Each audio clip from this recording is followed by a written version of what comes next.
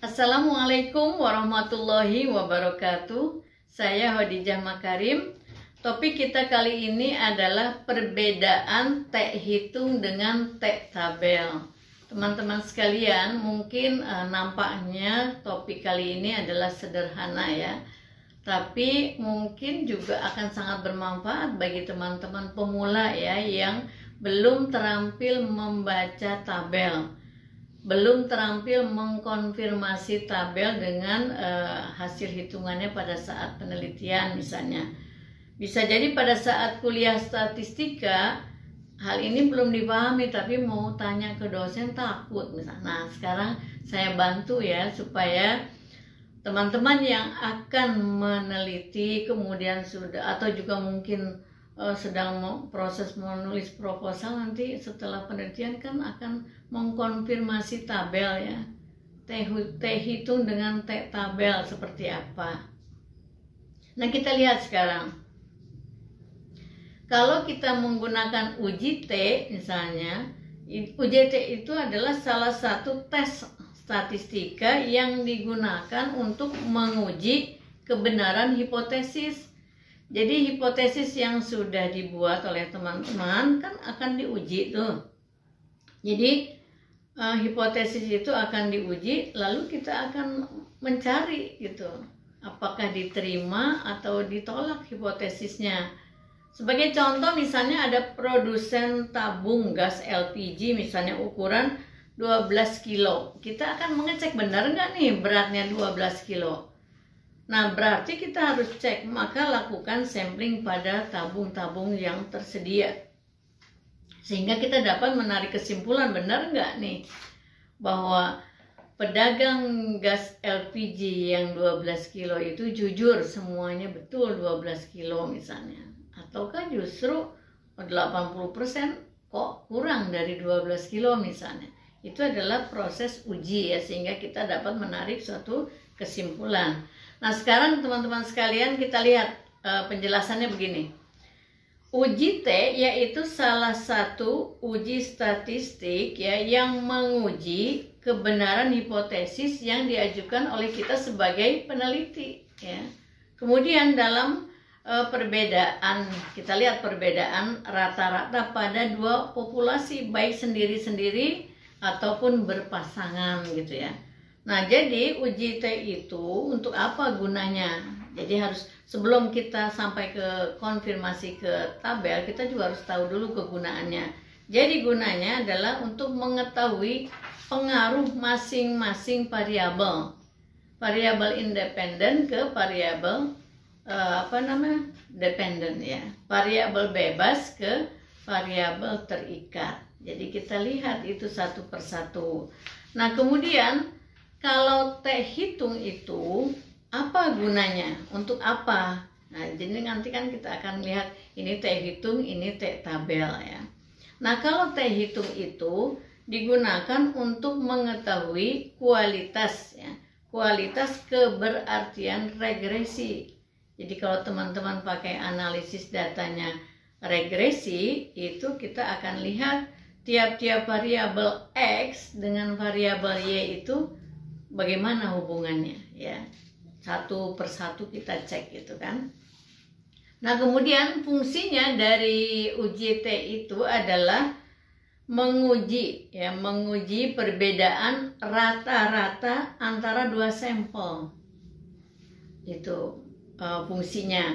Kemudian juga ya pastilah untuk menentukan hipotesis gitu ya. Kalau kita lihat fungsi dari T tabel. Contoh misalnya, kalau kita akan konfirmasi dari T hitung, contohnya gini. Kalau teman-teman sudah penelitian lalu analisis data kan sudah menghitung ya. Nah, arti T hitungnya, kalau T hitung itu lebih besar dari T tabel, ya itu berarti ada pengaruh ya. Nah, pengaruhnya sebesar apa? Nah, jadi kita lihat pengaruh itu masing-masing dari variabel X, variabel Y, lihat masing-masing pengaruhnya. Sebelum kita menarik kesimpulan secara teliti, kita lihat. Nah, itu artinya H0 ditolak dan satu diterima. Ya, jadi kalau lebih besar berarti hipotesis kita diterima. Nah, kalau diterima nanti tinggal beri penjelasannya seperti apa ya, secara deskriptif dari hasil temuan di lapangan ya. Jadi kadang mahasiswa kalau udah ketemu angkanya lalu konfirmasi ke tabel, berhenti di situ, bingung bagaimana mengata-ngatainya lah gitu ya, menjelaskannya. Hipotesis diterima itu seperti apa gitu. Ini sudah ada videonya ya tersendiri. Jadi nanti teman-teman tinggal lihat bagaimana menjelaskan hipotesis yang diterima ataupun yang ditolak misalnya. Nah, sekarang saya kasih contoh. Bagaimana kalau T hitung itu lebih kecil dari T tabel? Nah, ini berarti hipotesis kita ditolak. Nah, kalau ditolak nggak usah bingung. Jadi tidak berarti bahwa sebuah penelitian itu harus diterima hipotesisnya. Ya, kalau memang ditolak nggak apa-apa, sampaikan itu bahwa penelitian saya hasilnya ini ditolak. Nah, tinggal dijelaskan kenapa ditolak. Insya Allah pembimbing juga akan mengerti kalau penjelasannya memang logis ya, secara ilmiah kenapa itu ditolak. Jadi nggak usah memainkan data, memaksakan diri untuk hipotesis itu supaya diterima. Berarti tidak jujur ya. Jadi yang paling penting adalah harus digarisbawahi, peneliti itu harus jujur. Persoalan ditolak atau diterima itu adalah persoalan yang harus disampaikan apa adanya ya. Jadi nggak usah cemas, oh penelitian saya ditolak misalnya, lalu diutak-atik datanya supaya diterima, berarti tidak jujur peneliti itu ya.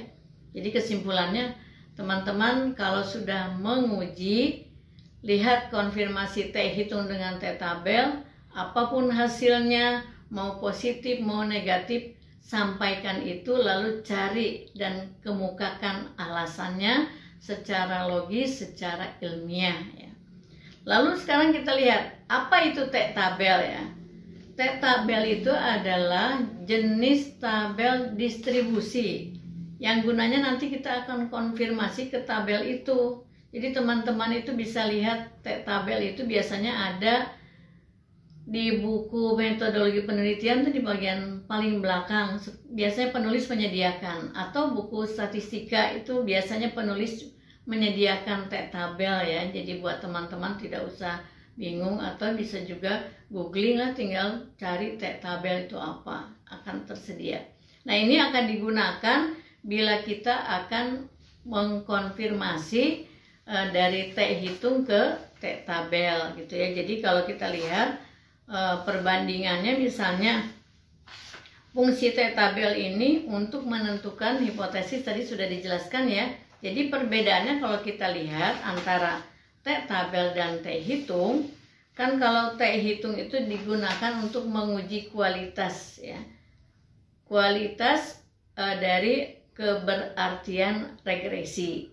Lalu kita udah dapat nih angkanya, hasil hitungan kita ya, sudah dari analisis data, lalu kita konfirmasi ke T tabel gitu ya. Jadi kalau jangan lupa cara mengkonfirmasinya, perhatikan juga jumlah responden ya. Nanti kan di T tabel itu ada respondennya berapa, nanti teman-teman lihat di kolomnya masing-masing. Nggak sulit kok, mudah ya. Jadi yang penting latihan aja, mau belajar dari awal sebelum kita melaksanakan penelitian. Jadi kesimpulannya adalah teman-teman harus berlatih dari sekarang, apalagi yang sedang melaksanakan kuliah metodologi penelitian. Nah, bagaimana kalau kita lihat dari data yang sudah kita analisis, itu T tabel gunanya adalah mengkonfirmasi ya. Ini kan T hitung, ini T tabel. Berapa respondennya? Lihat di kolom awal, di kolom pertama respondennya, lalu kita lihat ke kanan ya, barisnya ada angka T tabel. Lihat, cocokkan ya. Jadi sekali lagi kesimpulannya, kalau sudah teman-teman mengkonfirmasi T hitung kepada T tabel, kalau lebih besar dari T tabel berarti hipotesis diterima, kalau lebih kecil ditolak ya. Negatif atau positif nanti artinya apa? dijelaskan. Bagaimana taraf signifikansi yang digunakan juga ikut mempengaruhi kesimpulan. Apakah 1%, 5%, atau 10%. Itu semua ada di tabel yang akan dijadikan sebagai alat untuk mengkonfirmasi antara T hitung dengan T tabel. Ya, jangan lupa yang untuk mengkonfirmasi, lihat hasil T hitungnya, lihat jumlah respondennya, lihat signifikansinya. 1%, 5%, apakah 10%. Demikian teman-teman sekalian, saya ingin membantu teman-teman yang masih pemula di dalam membaca T tabel yang dikonfirmasi dengan hasil T hitungnya ya. Mudah-mudahan bermanfaat. Mohon maaf bila ada kekurangan. Assalamualaikum warahmatullahi wabarakatuh.